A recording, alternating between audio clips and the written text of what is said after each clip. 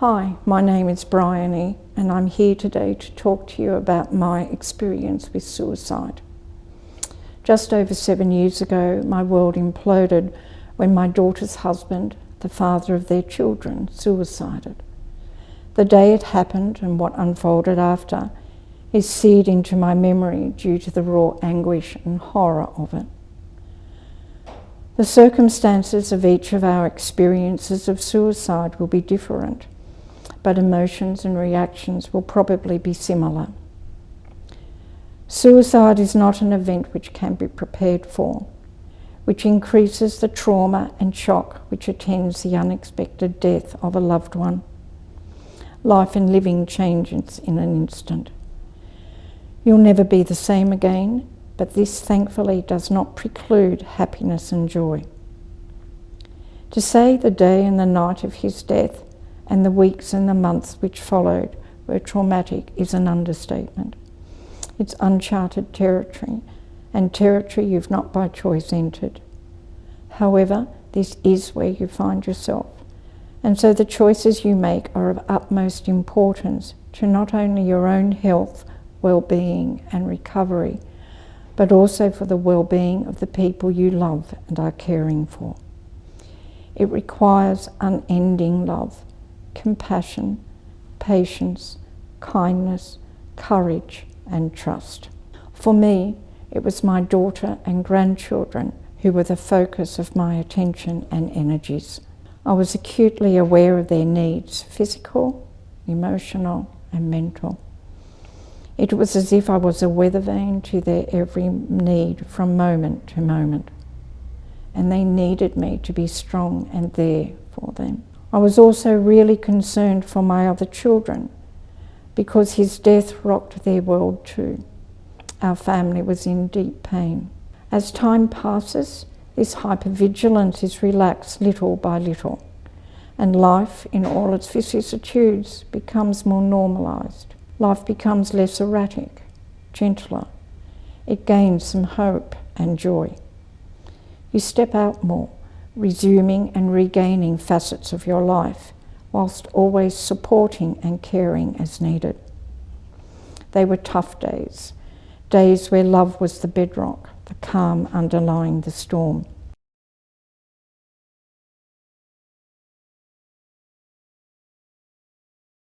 As I said before, suicide changes you and your understanding of life. A different reality asserts itself. For me, for example, I became far more attentive and appreciative of the good in my life, not taking things for granted.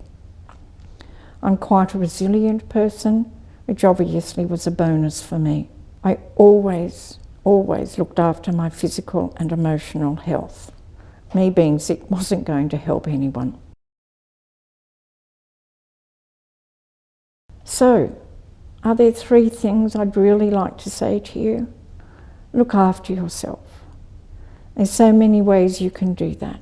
Being compassionate to yourself, seeking professional help if need be, and there's absolutely no shame in that. Tap into and trust your innate wisdom, fortitude, love and strength. Remember your support network. They are vital to your well-being. They may be your friends, other family members, whoever there is there for you. You are therefore never alone, even if it does feel that way sometimes. As I said before, look after yourself. Nutritious food, fresh air, exercise, adequate sleep, your friends. You know what works for you. Be as kind to yourself as you are to others, and breathe. Really breathe. It brings a sense of calm. Life is unexpected now. It will bring along things which you're not prepared for. It has a different rhythm. You can't fight it, so just trust your innate wisdom, your knowledge. Don't compare yourself to others. Please try not to blame. We do not walk any other person's path, so forgive what needs to be forgiven, because holding on to anger can never do you any good. And if you have any guilt, let it go. Be very aware of your thoughts, your words, your actions, because your choices have such an impact on your life now and how you are caring for those you love. Be really grateful for so much in your life: the sun, the moon, the stars, the trees, your bed at night, nutritious food, the love of your friends. Life happens, there's ups and there's downs, there's happy and there's sad, but it changes, and thank goodness for that. Take heart, you will see good days again. And above all, love.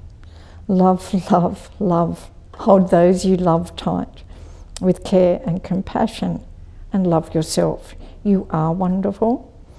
Things will get easier. There will be love and laughter again. These dark times, they too will pass. And I think it's so important, this innate wisdom we have, and to trust that, because we haven't been in here before. We haven't walked this road. So it doesn't matter how many books you read, you've still at some point got to trust what's in here.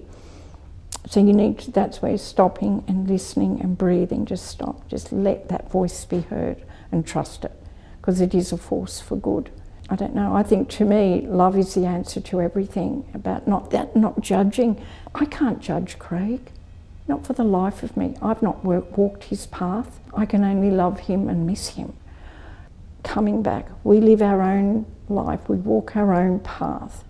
Trust that, be the best person you can. All you can do is love. But then, tell these people, love yourself.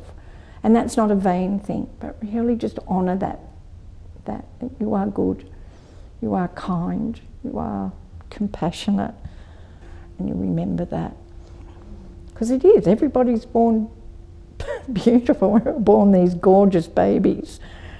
And then it's life that throws stuff at us, and okay, sometimes that can be hard to deal with. And you come back, live your life the best way you can. Love those you love. Be there for them.